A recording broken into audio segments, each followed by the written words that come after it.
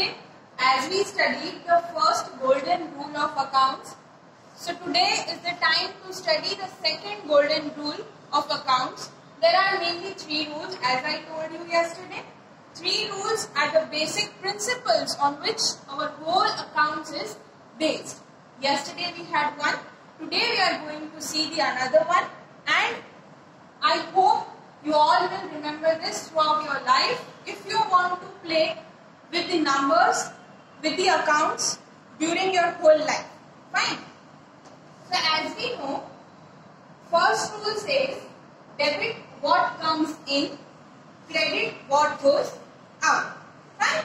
And this rule is based for real accounts. When there are real accounts, this rule is applied.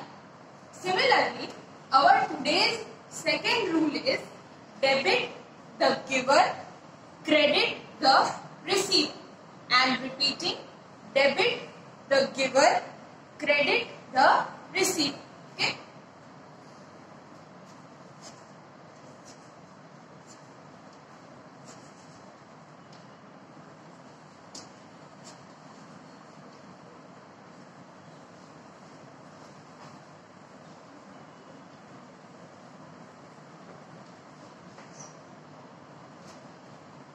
Now, let us see to which kind of accounts this rule is applied.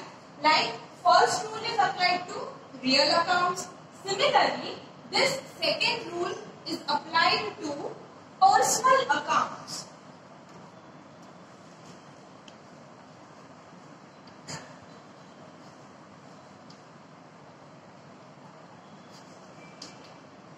Now, you all might be having a question that, ma'am, what personal accounts are? Personal accounts are bifurcated in 2 subtypes. Natural personal account and second is artificial personal account. Once when you listen the name personal account, that means that person are related to it. So natural personal account is just based on its name, that natural personal accounts are God's creation, the men. When any person's account is written in our book, that account is known as natural personal account. For example, while writing account, when I write my account, so Chandni's account, that is an example of natural personal account. The other type, as I told you, artificial personal account.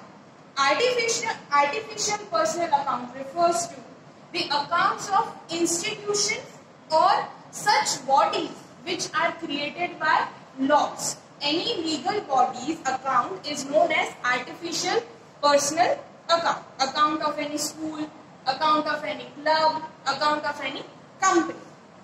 So in that case, both the types of accounts are following under personal account. Fine?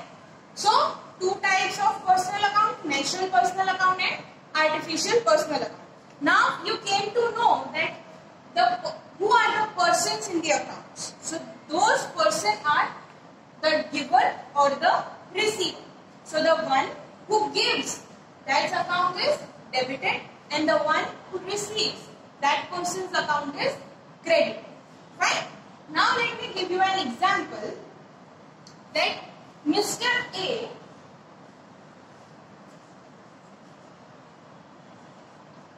takes a loan from bank of amount rupees 1 lakh and takes from whom? That is bank.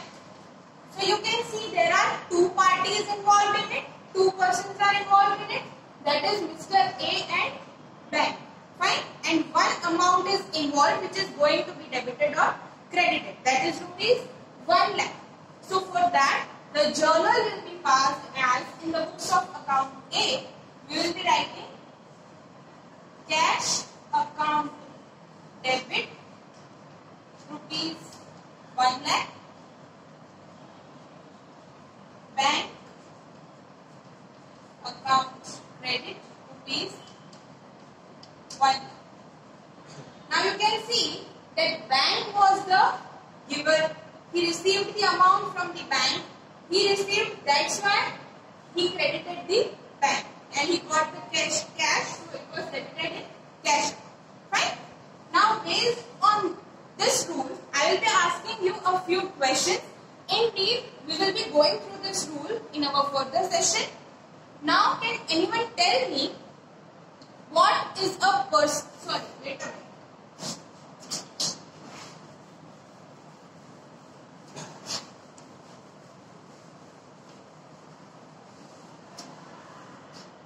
No cheating allowed. Now can anyone tell me what is a what are the bifurcations of personal account? Two subtypes of personal account. Yes. One a person's name account and another is artificial name account. Exactly. To whom, to which type of account the rule is applied? Like in rule 1, it was applied to real accounts.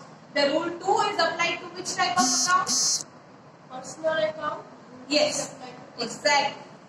Thank you.